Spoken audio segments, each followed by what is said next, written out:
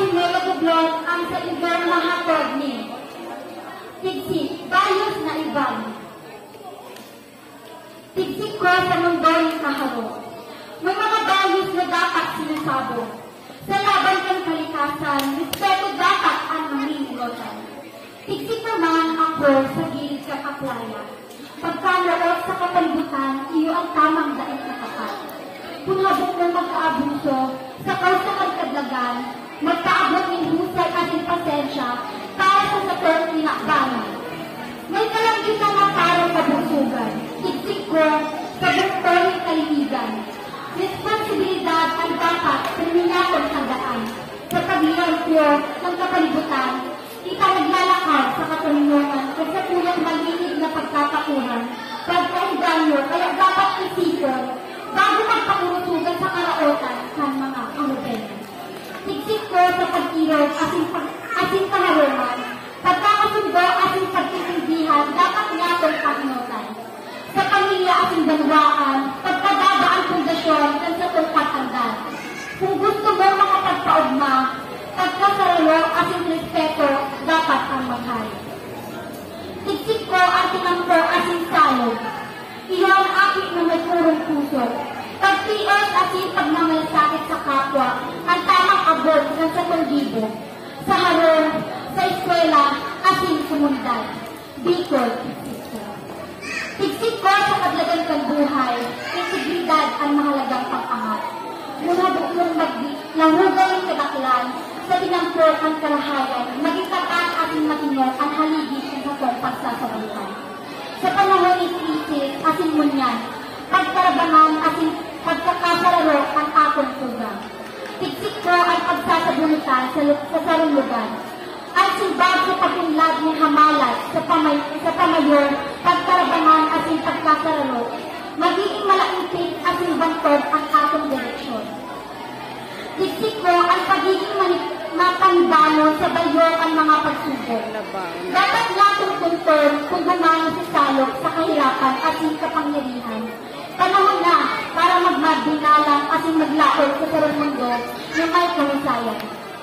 Tigsik ko ang burak sa satong mga puso. Ang katalingkasan na sa halip na tinampo, tinatahak ang landas ng kagurangan. Kung katahak itas na landas kan kabutotan, kung nagpapagay sa satong kapalibutan at nag-aaral ng pagpadangan sa satong kapwa, magkakasararong ang satong paglakbay sa buhay na panak ng kahulugan at sinkubuhay. Tigsik ko mga puro-puro. Diyos mahal na banggi sa mga pagdangat kong kahimanwa. Ako si Geraldine Cabase, nahanap ng dikit ng oras para ipagamog sa indo ang tigsik na sakong ginibo. Pupunan ko ini sa titulong Rawit-Dawit kan Buhay. Tigsik ko ang sakong panahon. Kaang sabi ng mga gurang asin kadaklat, mauswag ang sakong inaaban. Alagad, pagtios, garuduros, kita tararos. Nuwalay ka ng mamamatayaan ang sinasabi. Paginghawa ang bubos. Tigsik ko ang mga kahubenan asin kaakian. Kano kapanin ko kamunag nagdararautan. Kapagtagan na kita magtarabanan. Asin dapat ang gabos na sabutan. Ang tanggaraot sa kapwata, mayok magayon na kadodumanan. Tigsik ko ang mga LGBTQ. Manlain-lain na raket ang sa indang ginigibo. Kundi para sa indang mga luho, kundi para masususan ang sa indang mga pangangaipo. Tigsik ko ang mga estudyante. Ang magkakaliit asin simpleng problema, tulos minasuko na. Solusyon ang pagbigti, asin pagtalikod sa kinaban, kaiyan parte ang buhay na dapat malakasan. Bago mo tapuson ang sakuyang tigsik, gusto kong ipaaral asin patak sa indong isip. Katakon man ang isyo ng satong namamate, dahil managad na kalingaw na may Diyos kitang naghihimate. Tigsik ko ang Bicolandia, lugar kong pagpapadangan asin pag-urugma.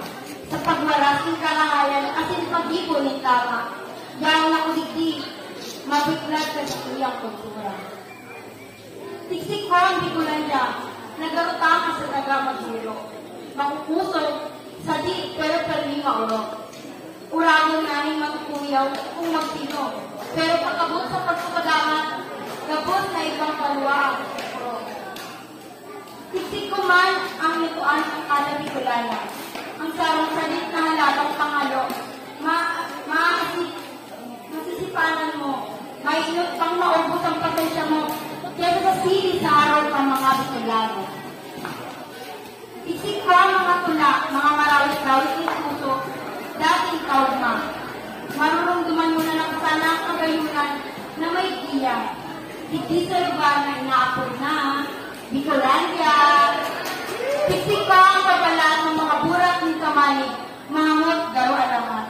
Sa araw-araw na pagpapahindi sa kagayunan ng sikat, sa mga matakan daranong magayon, iyo ang kabuto.